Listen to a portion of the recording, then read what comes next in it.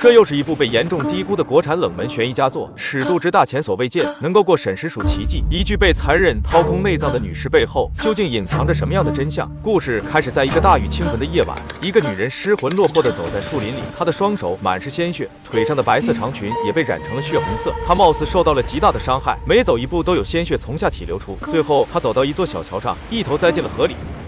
第二天一早，尸体在河中被发现，警方迅速赶到现场。被打捞上来的女尸外貌并不骇人，反而因为暴雨和河水的冲刷，使她仿佛一尘不染。但在随后的尸检中，法医韩梅却遇见了迄今为止最惨烈的死亡现场。她发现尸体身上不仅有很多抓咬痕迹，而且脏器缺损严重，子宫、卵巢、膀胱全部缺损，胰腺、小肠大部分缺损。进展到这里，韩梅终于忍不住跑到了一旁透气。这并不是她没见过世面，是因为她在女尸的肺泡里发现了大量的积液，这说明受害人落水前还活着。 最终死因是溺水，而盆腔、腹腔中大量的凝血块，说明受害者是生前被人掏出的内脏。然而案发现场却没有发现，所以发现尸体的地方并不是第一案发现场。幸亏在腹腔里发现了一个草根。那么问题来了，腹腔里怎么会有草根呢？在内脏被活着拉出的过程中，它会本能的回缩，沾上地面上的草根后带进了腹腔，然后被腹腔大网膜包裹。 通过对比草根的植物种属，最终警方在河流上游的一处树林中发现了受害者被掏出的内脏，同时也在这里发现了受害者的手机、钱包等财物，所以基本排除谋财害命的可能性。通过尸体身上的伤痕推断，这是一起奸杀案，但现场下过大雨，没有提取到有效的脚印等证据进行分析，所以只能通过死者的人际关系进行调查。死者名叫晶晶，是附近剧场的话剧演员，父母双亡，有个哥哥叫阿豪。当他看见妹妹的惨状后，痛哭着跪在了地上。随后他说出了自己认为的嫌疑人，此人名叫戚明礼，是话剧团的导演，曾和晶晶谈过一段时间的恋爱，但妹妹曾告诉他，戚明礼就是个十足的混蛋，深深的伤害了他。随后警方传唤了此人，可他却表示案发当晚在家里看剧本，但是警方早就查看了小区的监控，发现当晚他是8点半出门，11点19分才回来。面对警方的逼问，他不得不说出了实情。那天晚上我跟林心亚在一块儿，他能替我证明。 紧接着，韩梅复刻了他的齿模和尸体身上的齿痕进行对比，发现确实不是他的。而且，警方也找到了戚明礼口中的林西亚，证实他当晚确实在林西亚家中，两人是情人关系。可这个林西亚是有妇之夫，偷情为什么选在家里呢？带着疑问，警方对林西亚的老公进行了调查。此人名叫陆星，他是一个心理学博士，在当地开了一家心理治疗诊所。韩梅敏锐地发现，好像在案发现场见过这个人，于是他就只身前往陆星的心理诊所，可却在他的办公室里发现了一幅和晶晶死状极其相似的油画，而且这个陆星还认识晶晶，说她是自己的一个病人。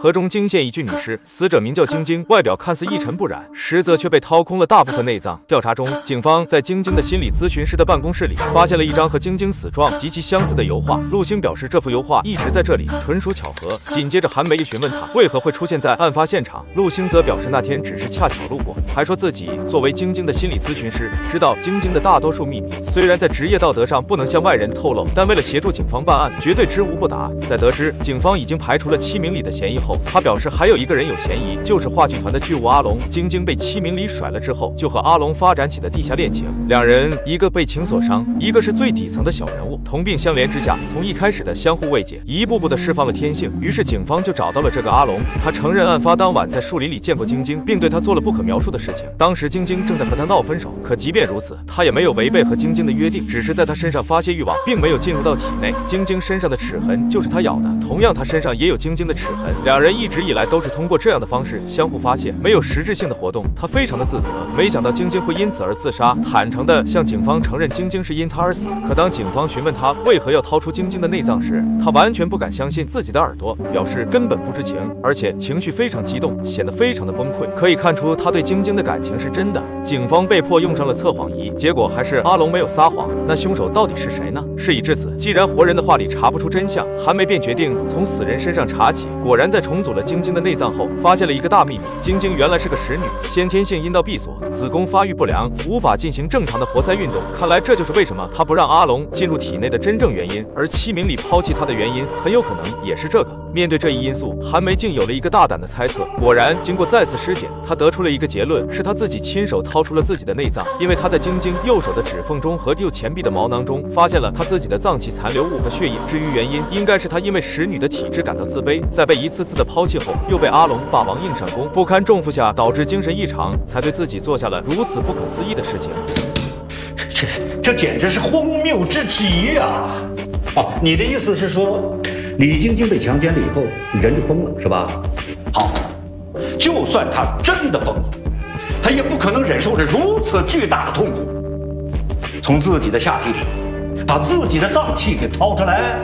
面对局长的怒斥，韩梅依旧表示，精神病人在行使暴力的时候，不管是对他人还是自己，其残忍程度都不是常人可以想象的。面对科学检测得出的结果，加上没有其他线索，警方就把晶晶自杀的情况告知了他的哥哥阿豪。可阿豪怎能接受如此荒唐的结果？一气之下撕碎了法医的报告，他扬言要亲自为妹妹报仇，甚至还要向污蔑妹妹的韩梅进行报复。起初警方还以为他只是说气话，直到这天，戚明礼和林西亚真的死在了家中。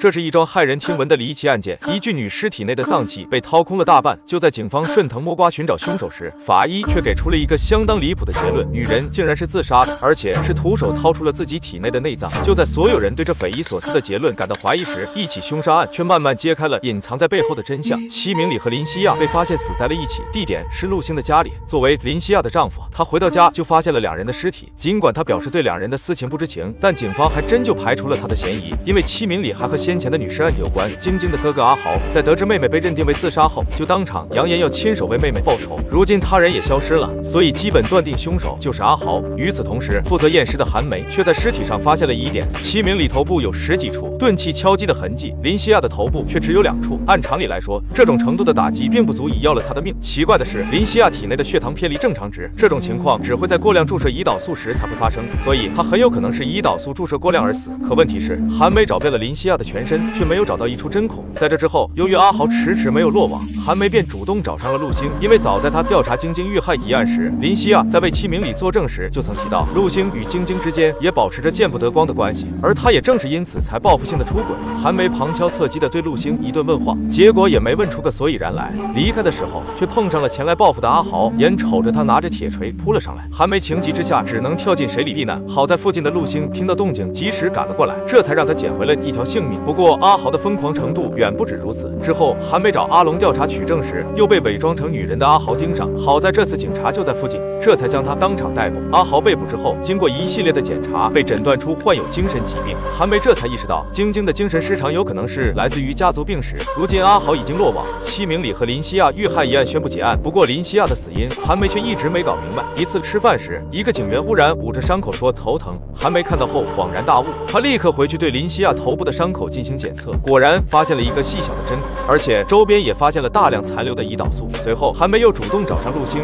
想要套出一些线索，于是便假借失眠为由接受了他的催眠治疗。只是他小看了催眠的手段，在陆星的引导之下，他将自己不愿回想起的过往全盘托出。醒来之后，险些情绪失控，但正是这一次的体验，让他对陆星有了全新的认识。首先，在接受催眠时，受催眠者会进入一种极度无助的状态，会将平时深藏心底的事情全部吐露出来。而在这种状态下解除催眠后，他们最先看到的就是催眠师本人，这让受催眠者会在潜意识中将催眠师看作成一个可以无条件信任的人。而且韩梅还调查到晶晶此前就曾是陆星的患者，考虑到这一点，不难看出两人之间的关系多半是建立在这种潜意识的依赖感上。而陆星在遇到晶晶后，马上又对他动了心思，恰巧晶晶的精神状况又极不稳定，让陆星更容易对他实施控制。至此，韩梅已经推断出了事情的全部经过。他再次找上陆星，讲出了自己的推测。陆星在遇到晶晶之后，对方出众的相貌立刻吸引了他，于是献出自己，打算将晶晶从戚明礼的深渊中拖出来。可没曾想，晶晶在接受过他的好意后，竟然又背着他和话剧团的剧务阿龙好上了，这让自尊心极强的陆星无法接受。于是他在给晶晶治疗的过程中，抓住她的弱点，火上浇油般的指责她，让本就脆弱的晶晶心理防线彻底崩溃。而在这之后，他又在公园中遭到了阿龙的强暴，这才在极度崩溃之下精神失常，选择了自我了断。听到这里，陆星不禁赞叹起韩梅的推理。然而晶晶属于自杀、催眠刺激什么的，法律上根本不认可。可韩梅却在此时拿出了足以让他伏法的证据，那就是他杀害林西亚的证据。原来陆星在回到家后第一时间就发现了奄奄一息的林西亚，想到头顶的青青草原，他便痛下了杀手，将大量胰岛素从他头部的伤口注射了进去，这才导致了他的死亡。此时埋伏在外面的警方一涌而进，面对板上钉钉的证据，陆星再也没有了狡辩的余地。这起错综复杂的案件也终于告破。